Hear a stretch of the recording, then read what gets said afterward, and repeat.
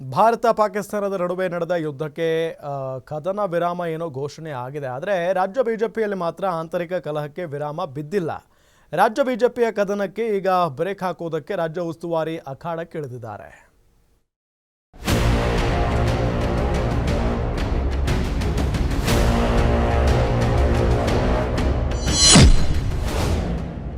ರಾಜ್ಯ ಬಿಜೆಪಿಯಲ್ಲಿ ಮನೆ ಒಂದೇ, ನಾಲ್ಕಾರು ಬಾಗಿಲು. ಬಿಜೆಪಿ ನಾಯಕರ ಕಚ್ಚಾಟ, ರಾಜ್ಯಕ್ಕೆ ವರಿಷ್ಠರು ಎಂಟ್ರಿ. ಕಳೆದೆರಡು ದಿನದಿಂದ ದೇಶದಲ್ಲಿ ಭಾರತ ಪಾಕಿಸ್ತಾನ ನಡುವಿನ ಯುದ್ಧದ ವಾತಾವರಣ ಏನೋ ತಣ್ಣಗಾಗಿದೆ. ಆದರೆ ರಾಜ್ಯ ಬಿಜೆಪಿಯಲ್ಲಿ ಮಾತ್ರ ಒಳಬೇಗುವುದೇ ನಿಲ್ತಿಲ್ಲ.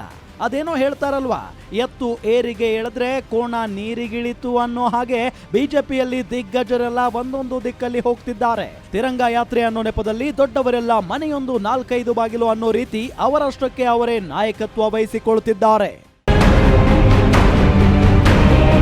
ಬಿಜೆಪಿ ನಾಯಕರ ಆಂತರಿಕ ಕಚ್ಚಾಟದ ಸುದ್ದಿ ತಿಳಿತಾ ಇದ್ದಂತೆ ಬಿಜೆಪಿ ರಾಜ್ಯ ಉಸ್ತುವಾರಿ ಮೋಹನ್ ದಾಸ್ ಅಗರ್ವಾಲ್ ಎಂಟ್ರಿ ಆಗಿದ್ದಾರೆ. ಒಬ್ಬೊಬ್ಬರನ್ನೇ ಲೆಫ್ಟ್ ರೈಟ್ ತೆಗೆದುಕೊಂಡಿದ್ದಾರೆ. ಹಾಗಾದ್ರೆ ಅಗರ್ವಾಲ್ ಕ್ಲಾಸ್ ತೆಗೆದುಕೊಂಡ ಪರಿ ಹೇಗಿತ್ತು ಅಂತ ನೋಡೋದಾದ್ರೆ, ಆಪರೇಷನ್ ಸಿಂಧೂರ ಬಗ್ಗೆ ಕಾಂಗ್ರೆಸ್ ಲೀಡರ್ಸ್ ನಾಲಿಗೆ ಹರಿಬಿಟ್ಟಿದ್ದಾರೆ. ಮೋದಿ ವಿರುದ್ಧ ಮಾತನಾಡಿದ್ರು ಸೈಲೆಂಟ್ ಯಾಕಿದ್ದೀರಿ?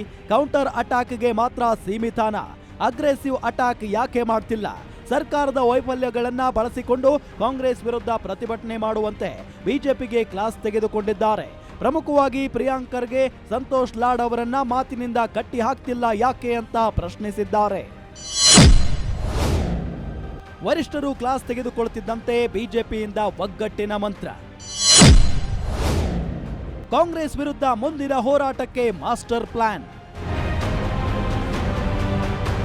ರಾಜ್ಯ ಉಸ್ತುವಾರಿ ರಾಧಾ ಮೋಹನ್ ದಾಸ್ ಅಗರ್ವಾಲ್ ತರಾಟೆಗೆ ತೆಗೆದುಕೊಳ್ಳುತ್ತಿದ್ದಂತೆ ಇತ್ತ ರಾಜ್ಯ ನಾಯಕರು ಒಗ್ಗಟ್ಟಿನ ಮಂತ್ರ ಜಪಿಸಲು ಮುಂದಾಗಿದ್ದಾರೆ. ಮೋದಿ ಹಾಗೂ ಸೈನಿಕರ ವಿರುದ್ಧ ಎಗ್ಗಿಲ್ಲದೆ ಮಾತಾಡ್ತಿದ್ದ ಕೈ ನಾಯಕರ ವಿರುದ್ಧ ಹೋರಾಟ ಮಾಡಲು ನಿರ್ಧರಿಸಿದ್ದಾರೆ. ಸಚಿವ ಸಂಪುಟದಲ್ಲಿರುವ ಸಚಿವರ ಫೇಲ್ಯೂರ್ಗಳನ್ನ ರಾಜ್ಯದ ಜನರ ಮುಂದೆ ಬಯಲು ಮಾಡಲು ಮಾಸ್ಟರ್ ಪ್ಲಾನ್ ಮಾಡ್ತಿದ್ದಾರೆ.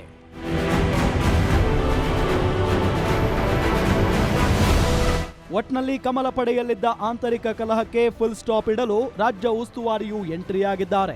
ಉಸ್ತುವಾರಿ ಕೊಟ್ಟ ಟಾಸ್ಕ್ ಅನ್ನ ಬಿಜೆಪಿ ಲೀಡರ್ಸ್ ಬಳಸಿಕೊಂಡು ಕಾಂಗ್ರೆಸ್ ವಿರುದ್ಧ ಅಖಾಡಕ್ಕಿಳಿತಾರಾ? ಕಾದು ನೋಡಬೇಕು. ಕವನ Shivanna, political bureau, guarantee news, Bengaluru.